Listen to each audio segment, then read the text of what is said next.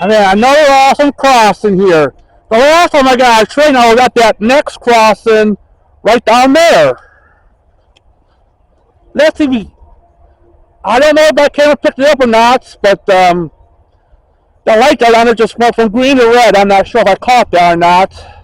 But by the time I post this video, I will, because I want to check it out before I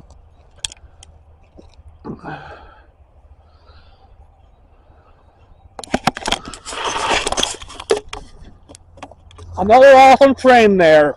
I'm at the site where they do the switching, you know, the past videos I've done in the past, where they were switching out the rail cars on the tracks.